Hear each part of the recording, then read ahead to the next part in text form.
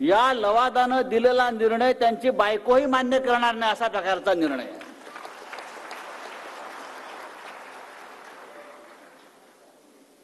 या राज्याचे मिंधे मुख्यमंत्री दाढीला पीळ देत नेहमी सांगत असतात, कर नाही त्याला डर कशाला।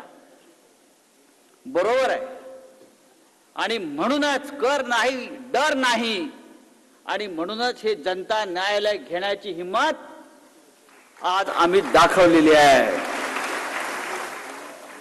आमच्यात हिंमत आहे, आमच्याकडून काही चुकीचं झालेलं नाही। आम्ही कायद्याचं पालन केलेलं आहे, आम्ही न्यायालयामध्ये उत्तम लढाई लढलेली आहे, आम्ही न्यायालयाने नेमून दिलेल्या लवादासमोर आमच्या वकिलांनी आणि आमच्या शिवसेनेच्या नेत्यांनी उत्तम लढा दिलेला आहे।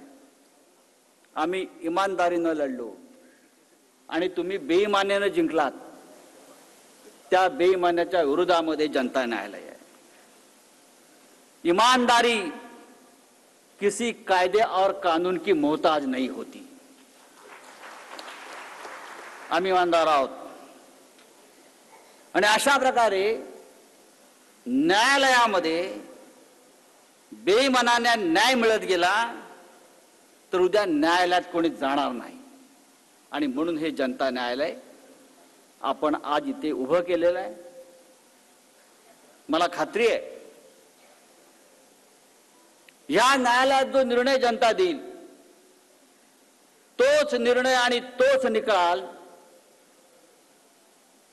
4 महिन्यानंतर होणाऱ्या लोकसभा आणि विधानसभा निवडणुकीमध्ये मिळाल्याशिवाय राहणार नाही। आजचा कार्यक्रम जो आहे, आजचं जे न्यायालयाचं स्वरूप आहे अत्यंत सुटसुटीत आहे। मी फार वेळ घेणार नाही।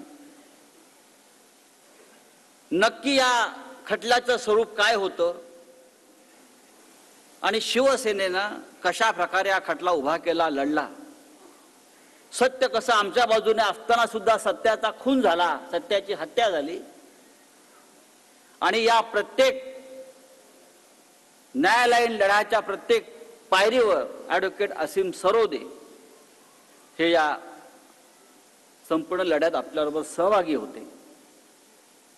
सुरुवातीला ॲडव्होकेट असीम सरोदे या खटल्या संदर्भात माहिती देतील, आणि त्यानंतर हा जो लवाद आहे त्या लवादाला त्यावेळेला कदाचित मोतीबिंदू झाला असेल, त्याला काही पुरावे दिसले नाहीत, किंवा त्याच्या डोळ्यात बाळासाहेबांच्या भाषेत वडच वाढला असेल, किंवा त्यांना ऐकू येत नसेल म्हणून त्यांना काही पुरावे समजले नसतील।